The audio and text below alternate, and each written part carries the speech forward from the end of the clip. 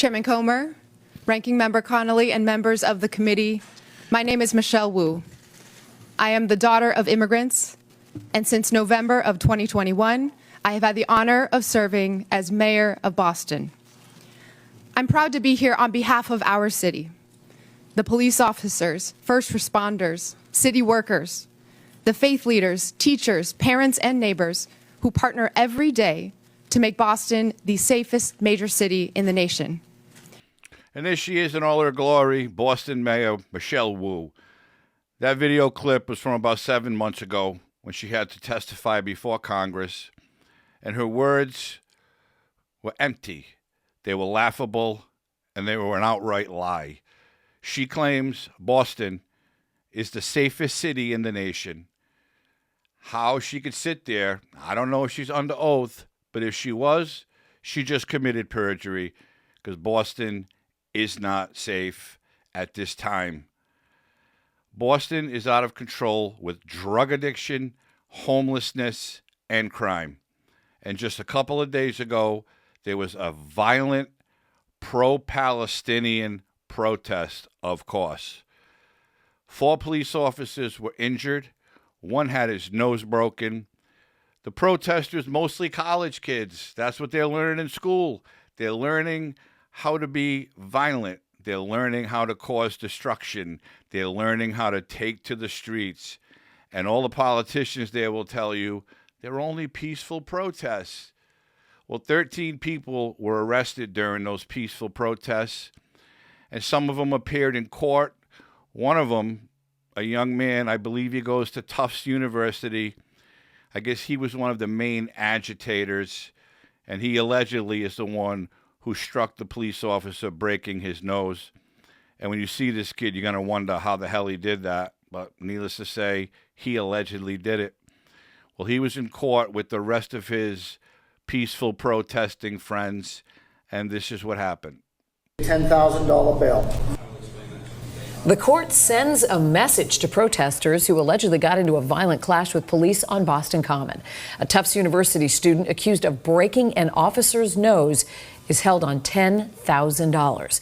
In all, police arrested 13 protesters last night. Thanks for being with us. I'm Lisa Hughes. And I'm David Wade. The other suspects were handcuffed in the courtroom and were ordered held on bail between $500 and $1,000. WBZ's Samantha Cheney is live for us in Boston tonight with the very latest on the case. Samantha. Yeah, David, well, the judge was actually pretty tough on all 13 of those protesters who were arrested last night. We saw 6 of them in court today be charged, and the judge also imposed a bail for all of those people. We're told the rest of the defendants will be in court tomorrow. 6 protesters pled not guilty to multiple charges stacked against them at the Boston Municipal Court today.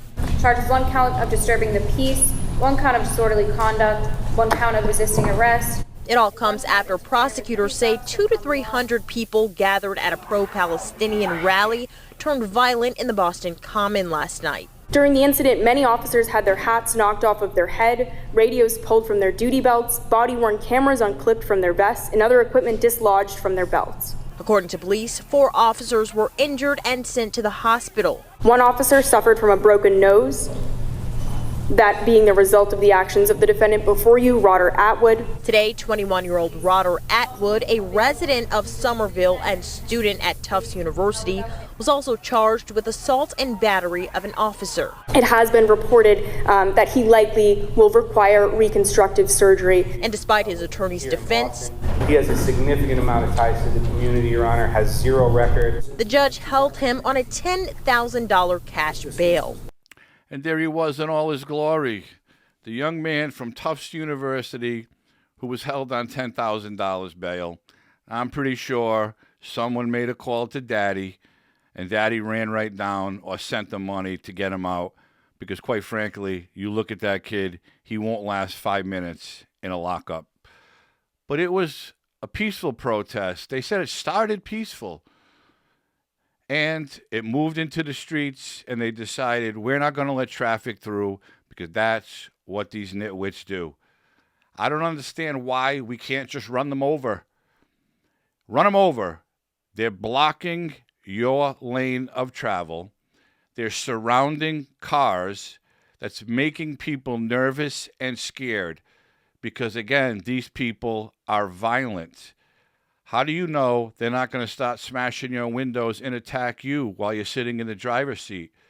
But God forbid you do run them over, you're going to be charged with hitting one of them and injuring them. That's how disgusting politics is right now. They will charge the person who's just trying to go about their business, driving down streets, while all these college kids who probably should be in class or studying if it's nighttime are blocking streets and destroying property. Well, again, 13 of them were arrested, and the Boston police responded, and quite frankly, they responded the best they could. They were outnumbered. There was 200 to 300 protesters in the street. You saw all the peace. There was nothing violent about that. That was a peaceful protest. And Michelle Wu, although she condemned the violence and she thanked the Boston police, which she should give them all raises for the shit that they have to put up with. But if you talk to them behind closed doors, listen, it's just kids trying to get their point across. They don't mean any harm. They're all peace-loving students. And it made me laugh because, again, they're all college kids, the majority of them. They're so young, they have no idea what they're even protesting. They don't know anything about Palestine, Gaza, what Trump's doing, and quite frankly, they don't care.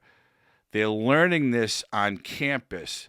This is what you people are going to go do. Make signs, put a towel on your head, go in the street and scream and yell. And if anybody says anything, then you start getting violent. One of them was 20 years old. One was 26, 19, 24, 22, 28, and 27.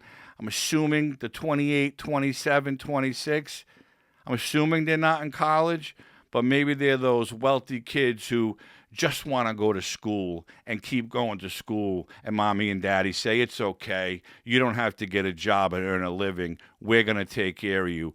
Go do you. Go out there and fight the man. This country is becoming so weak and so lame. The generation of today, they don't want to work. They want mommy and daddy to take care of everything. And they want no consequences for their actions. They want to fight the police. They're fighting immigration agents all over the country. They're attacking them, and nothing is happening to them. Big deal. Yellow sweater got $10,000 bail. He's probably got out that same night again. Daddy took care of that. But the politicians don't care. They don't care. And Michelle Wu is going to be the mayor for a second term because she's running unopposed. So this is only going to continue and continue. She's going to put more work in the hands of the Boston police to continue fighting with these animals, because that's what they are, over causes that these animals don't even know anything about. This is the United States of America. And God forbid the president of the United States calls and says, let me send some God troops down there. Let me send some more help, federal agents to help the local police. We'll clean it up. We'll get it quiet. God forbid. We don't want you. You're trying to be a dictator. You're trying to take over our cities and states. We see it in Chicago. We see it in Portland. We're going to see it in Boston. Washington, D.C., they already straightened that out, and now they're trying Portland, and they're in Chicago. And they're going to continue to do it because the local politicians have no say in what the federal government does for law enforcement when they know why they're going there, to stop the violence, to arrest the illegal alien criminals, and send them back where they belong. It just baffles the mind that some of these elected officials, if you will, can turn the other cheek and call something like that peaceful. They're going to let it continue. They're going to let these kids continue to live in their cities. The schools they go to where they're learning all this nonsense will not discipline these students. Well, it didn't happen on campus, so we really can't do nothing about it. These movements are being put together on a college campus. Professors are the ones who are teaching these young people how to be defiant, how to be violent, how to cause chaos. The professors and the schools in general should be held accountable for allowing these movements in their schools, in their classrooms, and on their campuses. But again, that will never happen because the liberal mind is a sick mind, and they all think alike. They are anti-police. They are anti-government. Most of them want everything for free. That's why these kids keep going to school, not to get an education and get a job, but just to live off mommy and daddy as long as they can. You know, police officers take an oath to uphold the law and make the cities and the streets safe. And you have bosses, the mayors, the governors, and so on, who don't care if they get hurt. Someone gets hurt, someone gets killed, oh, they cry. We're so sorry for them. We're so sorry for their brothers and sisters in blue. We're sorry for their family. They don't give a shit, because if they did, they would make sure all of these violent protesters arrested got in some serious trouble. There has to be consequences for attacking police, not a slap on the wrist, go back out and do it again. Michelle Wu is a liberal failure. I don't care what kind of education she has, what her background is. She's failing the residents of Boston because she's allowing the chaos to go on, and she's pretending that it's okay. She's pretending that it's peaceful. And all the drug addiction and all the homelessness, she turns a blind eye to it. Because if she's tried to stop it, money would probably stop coming in. The federal government's giving them money to fight all of this, and they're giving it to illegal immigrants or some neighborhood programs that don't take place. Enough is enough with the liberal nonsense. Trump needs to send troops there, National Guard troops. He needs to send federal agents there because Boston needs to be cleaned up just like Washington, D.C. was cleaned up.